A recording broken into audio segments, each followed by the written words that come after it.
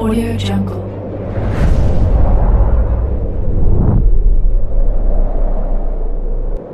Yo, balik lagi bersama Mimin di Manhwa TV. Kali ini kita akan melanjutkan pembahasan dari cerita SSS level Paladin War Breaks a Logic.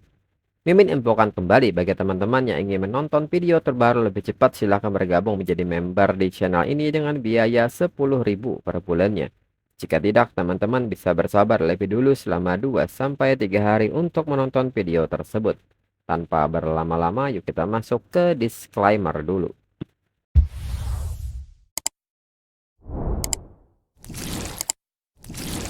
Disclaimer, silahkan abaikan hal ini jika kalian sudah mengerti. Ini peringatan mengenai konten di channel ini. Video ini berisi alur cerita komik yang mempermudah bagi teman-teman untuk mengetahui isi ceritanya dan memahami alur ceritanya. Jika ada kesamaan tokoh, tempat, maupun isu yang sedang hangat, itu benar-benar tidak disengaja. Dan peringatan bagi teman-teman untuk tidak mencontoh atau meniru perkataan maupun perbuatan yang tidak baik yang ada di video ini. Karena cerita ini hanyalah fiktif belaka. Jika mengerti, yuk kita masuk ke ceritanya. Bos pasukan Ice Abyss Bone Demon pun sangat kesal dengan Joey dan menyebutnya sebagai tikus pengecut. Jiwa pertempuran klan mereka tidak akan pernah padam. Joey yang hanya seekor semut berani memprovokasi mereka. Dengan ini mereka akan membalas serangan Joey. Tiba-tiba, gerombolan Ice Abyss Bone Demon kini mulai berkumpul dan menyatu. Zhao Ye pun seketika bertanya apa yang terjadi kepada mereka. Dan nyatanya saat ini Ice Abyss Bone Demon mengaktifkan skill Bone Symbiosis, di mana skill ini dibentuk secara otonom oleh pasukan demon, mati selama bertahun-tahun, menyalurkan kekuatan kepada rekan-rekan yang gugur, berbagi vitalitas dan membangkitkan mereka. Zhao Ye menyebut jika mereka hancur, mereka tinggal menyatukan diri mereka kembali. Zhao Ye pun bertanya-tanya apakah Ice Abyss Bone Demon ini tidak bisa dibunuh. Tapi memang dirinya belum menerima notifikasi apapun tentang perolehan poin pengalaman dari membunuh Ice Abyss Bone Demon. Lalu kini Ice Abyss Bone Demon menatap ke arah Zhao Ye dan bersiap menyerang.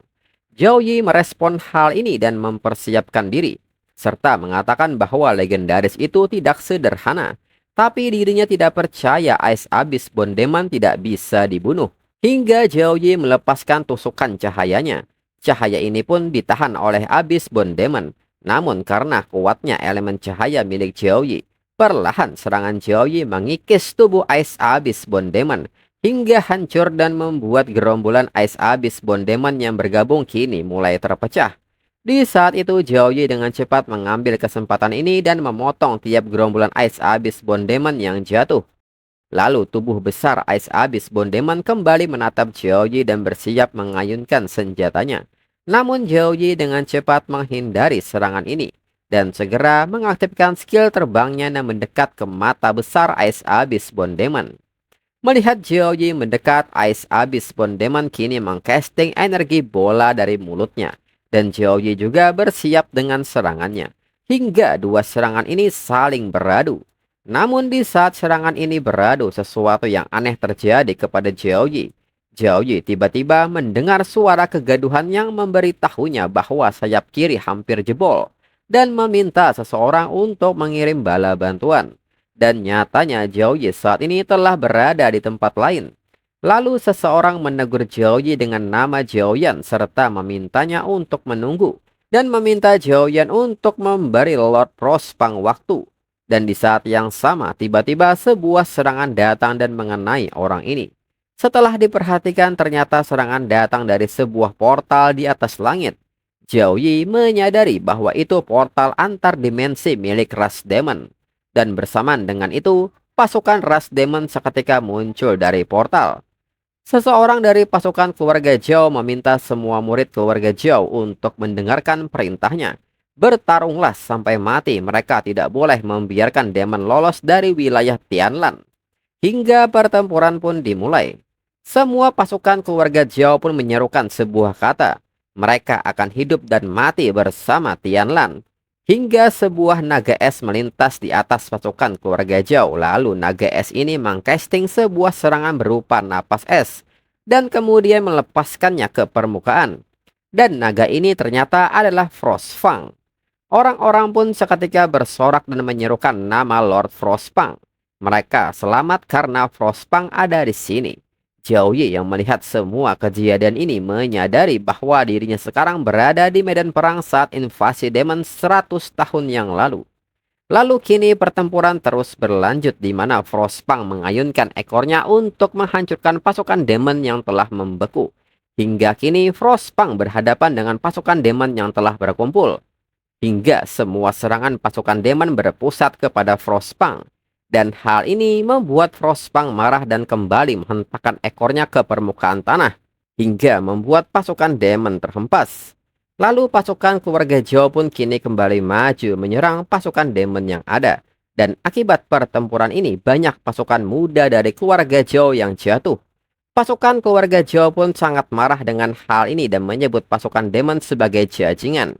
Lalu saat pasukan udara demon melintas, Frostpunk segera menjatuhkan mereka dari menggigit hingga menginjak-injak pasukan demon lainnya. Dan Frostpunk juga menerima banyak serangan karena melindungi pasukan keluarga Zhao. Namun di saat itu perhatian Frostpunk teralihkan dengan sesuatu yang muncul dari dalam portal. Frostpunk sadar bahwa aura itu adalah milik Sky Demon. Jika mereka berhasil menembus pertahanan, seluruh wilayah Tianlan akan berubah menjadi ranah demon. Semua makhluk hidup akan menjadi santapan bagi para demon. Frostpunk menekankan bahwa ini tidak boleh terjadi. Dirinya tidak bisa membiarkan mereka menembusnya. Jika gelombang demon tidak bisa dihentikan, maka dirinya akan mengorbankan tubuh naganya. Dengan cepat Frostpunk terbang menuju portal demon dan menabrak Sky Demon dengan tubuhnya hingga Sky Demon kembali terdorong ke dalam portal. Dan bersamaan dengan hal itu portal demon meledak dan perlahan menutup. Sedangkan Frostpunk yang menghalau semua serangan ini nampak terluka cukup parah. Pasukan keluarga Zhao yang menyaksikan semua kejadian ini hanya bisa terdiam. Hingga akhirnya portal tersebut menghilang. Bersamaan dengan hal ini semua orang pun bersorak gembira karena ini akhirnya berakhir. Para demon telah diusir oleh Frostpunk. Mereka telah berhasil mempertahankan garis pertahanan Tianlan. Lalu Zhao Ye yang menyaksikan hal ini menilai bahwa itu hanya melemparkan inti naga ke dalam portal dan meledakkannya. Orang-orang pun kini bersorak untuk keberhasilan Frostpunk. Selama Frostpunk ada di sini, Tianlan akan terus berdiri.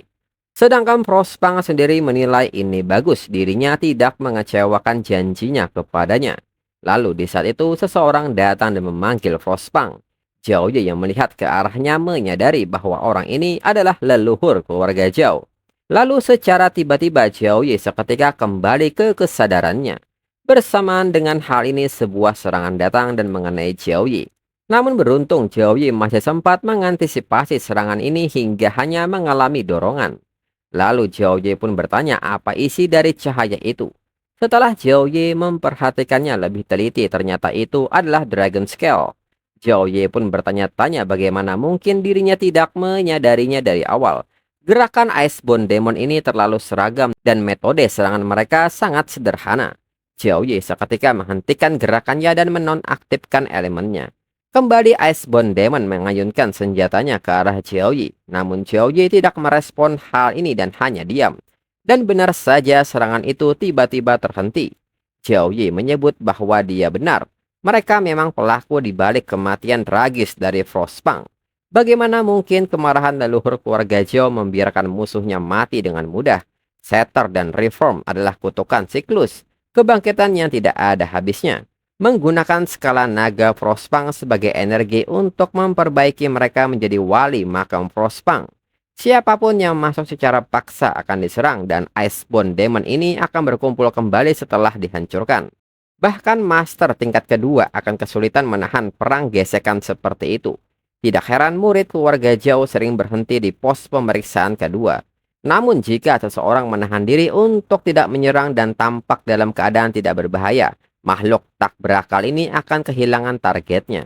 Sungguh suatu bentuk balas dendam yang sangat cerdik dan rumit. Menggunakan tubuh musuh sebagai penghalang. Dan dalam keadaan hidup mati yang paling mereka benci sebagai hukuman. Balas dendam ini lebih kejam dari kematian itu sendiri. Lalu saat Zhao Ye sampai di makam Frostpunk, Zhao Ye mengatakan kepada leluhur keluarga Zhao bahwa suatu hari nanti, dirinya pasti akan lebih kuat darinya. Lalu Zhao Yi pun kini meluncur mendekati Frostpunk, namun tiba-tiba sesuatu menghantam Zhao Yi hingga membuat Zhao Yi terpental sangat keras. Zhao Yi pun seketika bertanya-tanya apa yang telah terjadi. Dan nyatanya saat ini jiwa Frostpunk bangkit dan bertanya Zhao Yi siapa. Mengapa Zhao Yi mengganggu? Apakah Zhao Yi dikirim oleh jajingan-jajingan yang menjebak dirinya di gua es ini? Kembali Frostpunk bertanya apakah Zhao Yi di sini untuk mengejek dirinya. Seorang level 30 bahkan tidak cocok untuk mempertajam cakarnya. Mereka hanya parasit, mereka hanya menghisap kekuatan naga. Roh yang mengalir di pembuluh darah mereka sama busuknya dengan para algojo itu. Mereka semua ingin melihat dirinya menggila, serakah, egois dan sembrono, menatap tubuh dirinya, ingin menyempurnakan dirinya menjadi senjata. Namun di saat itu Zhao Yi meminta Frostpunk untuk menunggu. Dirinya adalah keturunan keluarga Zhao. Frostpunk menyebut bahwa ini keturunan keluarga Zhao lagi. Bagaimana Zhao Yi akan terus-menerus membohongi dirinya? Frostpunk pun menyebut Zhao Yi sampah dan dirinya akan menghancurkan Zhao Yi menjadi 1000 keping. Dan seketika Frostpunk melepaskan napas esnya. Zhao Yi pun nampak kaget karena serangan ini terlalu cepat. Di saat menghindar, Zhao Yi bertanya apakah Frostpunk masih ingat. Saat itu Frostpunk menghancurkan inti naga miliknya sendiri untuk menyegel portal demon. Frostpunk adalah pahlawan keluarga Zhao, namun Frostpunk menyebut ini omong kosong. Inti naga adalah jantung naga, bagaimana mungkin dirinya bisa menggalinya sendiri? Mereka lah yang menggali inti naganya. Dan sekarang mereka di sini mencoba menyesatkan dirinya. Frostpunk menyebut Zhao Yi sedang berpura-pura dan semuanya adalah kebohongan. Dirinya akan menghancurkan semua orang yang berbohong kepada dirinya. Kembali Zhao Yi meminta Frostpunk untuk tenang dan dengarkan dirinya. Zhao Yi kembali bertanya apakah Frostpunk masih ingat. Namun belum Zhao Yi menyelesaikan kata-katanya, Frostpunk mengayunkan ekornya hingga membuat Zhao Yi terpental. Zhao Yi menilai bahwa ingatan Frostpunk hilang dan terperangkap selama bertahun-tahun telah membuatnya menyalahkan semua orang yang mendekat atas rasa sakitnya. Pikiran Frostpunk benar-benar kacau. Seperti yang diharapkan dari leluhur binatang ajaib terkontrak, jiwa naga yang tersisa masih membuat seseorang gemetar ketakutan bahkan 100 tahun kemudian. Level dan kekuatan dirinya jauh di bawah Frostpunk. Tapi mustahil bagi dirinya untuk menyerah sekarang. Karena dirinya datang ke Ice Dragon Abyss. Dirinya sama sekali tidak akan kembali dengan tangan kosong. Zhao Yi pun bertanya apakah Frostpunk ingin curhat. Maka bertarunglah sampai Frostpunk ingat. Hingga Zhao Yi melepaskan serangan cahayanya. Namun serangan ini hanya tertahan oleh pelindung milik Frostpunk. Dan kembali Frostpunk memberikan serangan balik, namun serangan ini berhasil dihindari oleh Zhao Yi. Zhao Yi pun kini maju dengan cepat menggunakan senjatanya serta mengatakan, jika leluhur keluarga Zhao bisa membuat kontrak dengan Frostpunk, dirinya bisa membuat Frostpunk mengenali garis keturunan Frostpunk yang sebenarnya. Dan Zhao Yi pun kini melepaskan skill Sword Flash. Lalu di sisi lain di penginapan tidak jauh dari alam rahasia Ice Dragon Abyss, Shen Linfeng menegur Jiang Churan yang berdiri di dekat jendela selama 3 hari 3 malam. Jiang Churan bisa dibilang seperti batu suami yang menunggu. Jiang Churan pun bertanya apakah Shen Linfeng ingin lidahnya terpotong sekarang juga. Mendengar hal ini, Shen Linfeng bertanya apakah ini Jiang Churan yang sebenarnya. Lalu di saat itu tiba-tiba Xiao Bai datang dan mengatakan bahwa ini hal yang buruk serta meminta mereka semua untuk pergi sekarang juga. Jiang Churan pun bertanya apa yang sedang terjadi. Xiao Bai mengatakan bahwa Zhao Yi padahal belum datang. Tapi ayahnya menyuruh dirinya untuk mengeluarkan mereka semua dari sini secepat mungkin. Xiao Bai pun bertanya di manakah Zhao Yun. Shen Linfeng pun bertanya apa maksudnya dan meminta Xiao Bai menjelaskannya dengan jelas. Xiao Bai mengatakan bahwa dirinya tidak bisa membicarakan hal ini dan meminta mereka untuk mengikutinya sekarang juga. Jiang Churan menyebut jika Xiao Bai tidak memberitahu mereka, mereka mungkin tidak dapat memberikan solusi.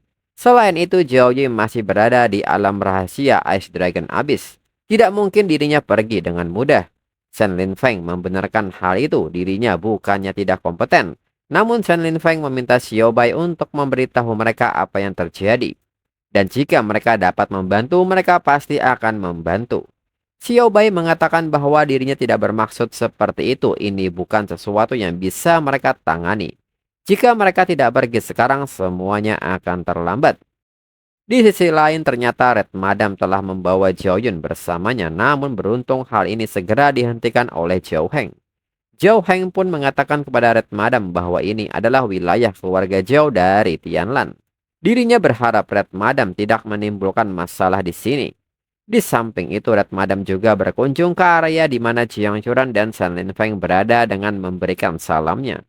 Lalu Red Madam menyebut bahwa Zhao Heng menekan pembekuan garis keturunan. Kekuatan Zhao Heng bahkan tidak lebih dari 30% dari level 40. Apakah Zhao Heng pikir bisa menghentikan dirinya?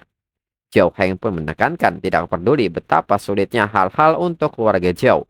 Mereka tidak akan membiarkan orang luar menyakiti tamu mereka. Dalam pikiran Zhao Heng, Zhao Yi masih pada titik kritis dalam terobosannya di Ice Dragon Abyss. Mereka benar-benar tidak boleh membiarkan Red Madam merusak. Kemungkinan terburuk, dirinya akan mengambil resiko radang dingin pada meridiannya untuk menahan Red Madam sampai Zhao Yi muncul. Dan segera Zhao Heng melepaskan serangannya.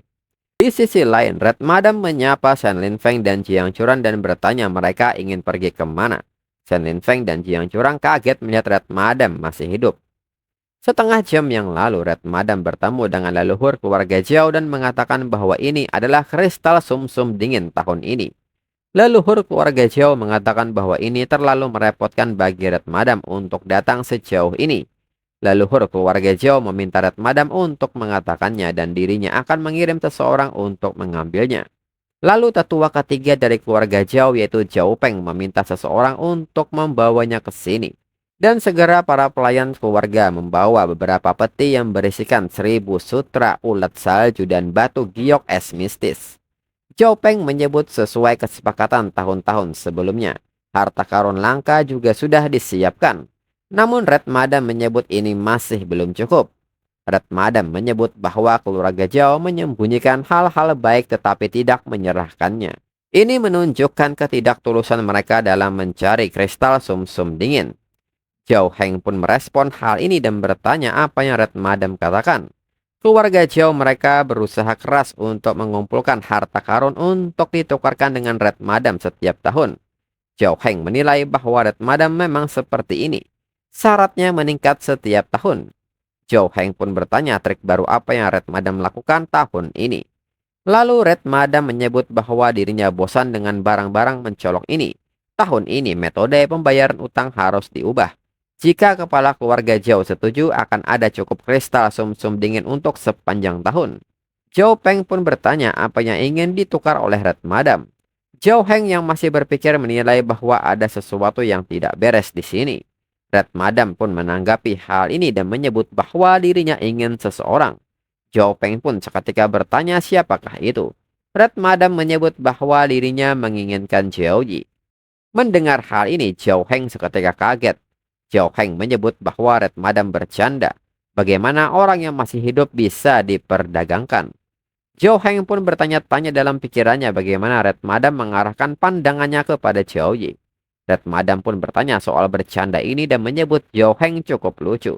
1 orang untuk seluruh nyawa klan Zhao itu kesepakatan yang sangat hemat biaya. Leluhur keluarga Zhao pun seketika meminta Red Madam untuk pergi. Zhao Yi adalah junior keluarga Zhao. Tidak mungkin dia bisa diperdagangkan.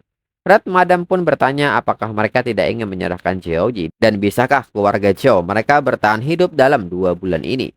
Zhao Feng seketika mengatakan kepada leluhur keluarga Zhao bahwa tahun lalu 3 anak sudah meninggal muda karena pembekuan garis keturunan. Jika pasokan kristal sumsum dingin terputus, maka dirinya tidak bisa membayangkan berapa banyak lagi yang akan meninggal tahun ini. Leluhur keluarga Zhao pun berpikir, pedagang Putri Duyung memiliki tambang yang kaya akan kristal sumsum dingin. Kutukan keluarga garis keturunan es keluarga Zhao semakin menipis dari hari ke hari. Mereka tidak hanya membutuhkan kristal sumsum dingin untuk meningkatkan konsentrasi garis keturunan es untuk mempercepat kultivasi. Tetapi mereka juga membutuhkan kristal ini untuk memperbaiki gejala pembekuan garis keturunan. Oleh karena itu, keluarga Zhao tidak punya pilihan selain terus bertukar sumber daya dalam jumlah besar dengan serikat pedagang Putri Duyung setiap tahun. Lalu leluhur pun meminta mereka untuk tidak berkata apa-apa lagi. Daripada garis keturunan mereka terputus, keluarga Zhao tidak akan pernah menjadi orang tidak berharga yang menukar nyawa untuk bertahan hidup. Zhao Feng pun meminta leluhur untuk memikirkannya lagi. Bahkan jika leluhur tidak memikirkan mereka para orang tua, setidaknya pertimbangkan anak-anak di keluarga Zhao. Zhao Yi memang seorang jenius, tapi dia terlalu muda. Zhao Yi tidak bisa menyelamatkan seluruh keluarga Zhao. Keluarga Zhao mereka harus hidup untuk mendapatkan hari kebangkitan itu. Jika semua orang mati, maka tidak akan ada yang tersisa. Leluhur menyebut bahwa Zhao Yi tidak pernah menerima perlindungan keluarga. Dia juga tidak seharusnya dibebani oleh keluarga. Kembali Zhao Feng menyebut bahwa anak-anak tidak bisa menunggu.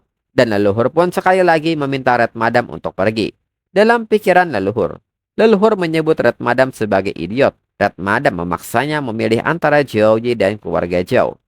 Red Madam jelas melihat masa depan Zhao Yi yang tak terbatas. Jika mereka tidak bisa melindungi Zhao Yi, maka keluarga Zhao benar-benar tidak akan punya kesempatan untuk pulih. Lalu Red Madam pun menyebut ini sangat bagus. Karena keluarga Zhao ingin melindungi Zhao Yi mulai hari ini dan seterusnya. Pasokan kristal sum-sum dingin dihentikan. Mereka akan lihat bagaimana keluarga Zhao dan mereka para orang tua akan busuk dan binasa bersama. Kembali ke waktu sekarang, Red Madam pun mengucapkan terima kasih kepada Xiaobai karena telah menunjukkan jalannya. Dan seketika Red Madam mencengkram leher Xiaobai dengan teknik sutranya. Red Madam mengatakan bahwa leluhur keluarga Zhao berani mengedipkan mata pada Zhao Feng tepat di depannya. Red Madam bertanya apakah leluhur keluarga Zhao menganggap dirinya orang buta. Melihat hal ini, segera Jiang Churan maju menyelamatkan Xiaobai dan Shen Lin Feng menegaskan bahwa Red Madam akan mati di tangannya. Dan kembali pasukan boneka Red Madam maju dan dengan cepat Shen Lin Feng menghancurkan pasukan boneka ini. Dan Jiang Churan segera melindungi Xiaobai dan menghancurkan pasukan boneka yang mengarah kepadanya. Lalu Shen Lin Feng dengan cepat membakar semua kain sutra ini. Red Madam pun menyebut bahwa hanya dalam 3 hari mereka sudah belajar bekerja sama. Sepertinya mereka sudah berlatih secara pribadi. Red Madam menyebut ini menarik, dirinya semakin menyukai mereka. Dalam pikiran Red Madam, gadis sucubus dan naga api ini menunjukkan tanda-tanda terobosan yang halus. Lalu Red Madam mengatakan bahwa mereka bisa dianggap jenius, tapi sayangnya, dengan mutiara yang sudah ada di depan, mereka semua pada akhirnya akan berubah menjadi debu. Lalu Jiang Churan menilai bahwa melindungi Xiaobai sedikit mengalihkan perhatiannya dan membatasi gerakannya. Jiang Churan pun bertanya-tanya bukankah Red Madam ini sudah tersingkir terakhir kali. Bagaimana Red Madam bisa berada di keluarga Zhao lagi? Dan apakah Xiaobai tidak boleh membicarakannya? Selain itu Zhao Yi juga belum kembali. Namun di saat Jiang Churan terus berpikir, tiba-tiba tali sutra milik Red Madam mengikat mereka. Red Madam pun menyayangkan hal ini. Pengalaman tempur mereka masih agak kurang. Dirinya mencintai Jiang Churan dan Shen Lin Feng dari keluarga-keluarga ini. Berbakat namun sangat tidak berguna. Dengan ini pemanasan sudah selesai. Biarkan dirinya yang mengurusinya secara pribadi. Red Madam pun seketika bertanya kepada Jiang Churan di manakah kekuatan Jiang Churan yang terakhir kali. Selain itu, jerat benang darahnya sangat menyukai api milik Shen Lin Feng. Shen Lin Feng masih terlalu lemah untuk menantang dirinya di berbagai level. Red Madam pun meminta mereka untuk berbicara di manakah Zhao Yi sekarang. Shen Lin Feng menegaskan biarkan dirinya pergi, percaya atau tidak dirinya akan membakar Red Madam menjadi abu. Namun Red Madam tidak menghiraukan Shen Lin Feng dan berjalan ke belakang karena mereka tidak mau berbicara. Dirinya mendengar bahwa Zhao Yi berkelana sendirian di pegunungan Gel untuk menyelamatkan adiknya. Dengan dirinya tidak percaya Zhao Yi masih tidak akan keluar. Shen Lin Feng pun menekankan kepada Red Madam bahwa Red Madam tidak diperbolehkan untuk menyentuhnya. Red Madam pun bertanya bisakah Zhao Yun melihat kakaknya di kejauhan dari balik tirai ini. Jiang Churan pun seketika meminta sucubus untuk meminjamkan kekuatannya sekali lagi. Dan untuk episode selanjutnya tunggu 2 minggu lagi untuk 2 chapter. Sekian dan terima kasih.